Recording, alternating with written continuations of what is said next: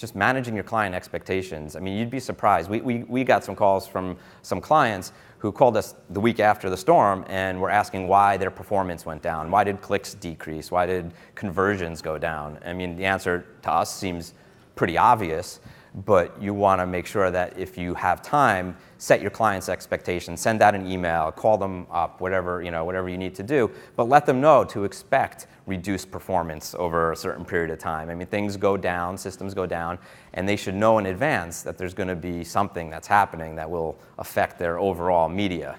And just give them the heads up. And sometimes that goes a long way. It's better to, steer it off at the pass rather than wait for someone to come back to you and start yelling and screaming about their performance. Because, the fact is, some of your clients may be in other parts of the country. They may not fully appreciate what's going on with any kind of disaster or any kind of issue, and they may not get it.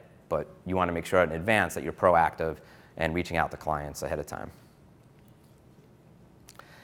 And then, communicate to your team. As the ad ops leaders, you want to make sure that your team knows that you're around, you're available, that you can help them out if they need to. I mean, understanding that the way you set up your teams, hopefully, that they can operate things independently, it's still really good for them to hear from you. I know during the hurricane a couple of weeks ago, we got regular emails from our global CEO, from our North American president, from HR department, but it's really good for your teams to hear from you because you know what's going on. You're in the weeds with them. You understand things. And just, step up. Be a leader. As the ad ops leaders of your teams, you should just let them know that you support them, that you're backing them, and that you have their back if they need you.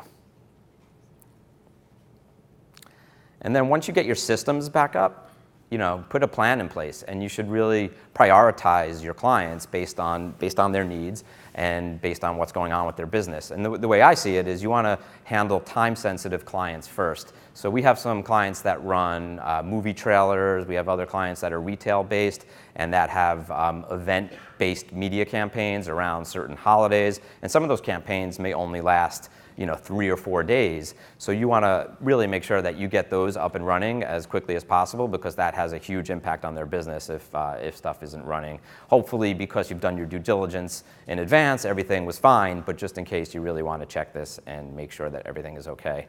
And then, any client that's more direct response focused, where the media is, focused on sales, on driving conversions, where they could potentially lose business if their systems are down, those are the ones you want to really go to next. Someone who's going to really be impacted by, a decrease in sales. And then after that, put the rest of your clients on there, go for the quick wins, make sure that you're getting everyone up to speed and, up and running as quickly as possible.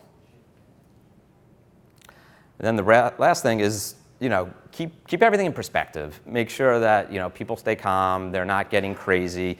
At the end of the day, it's not a life or death situation if your creative doesn't get optimized. I mean, that's all very important in our business, and it's very important in our clients' business, and we want to do everything we can to make sure everything is running, but keep a calm head. There's a lot of things going on when disaster strikes, and you just want to make sure that your team is focused on what they need to do, but don't get caught up and don't get crazy. Just stay focused and relax, and everything will get done in due time, especially if you've managed your clients' expectations and if you set everything up in advance to work during these situations.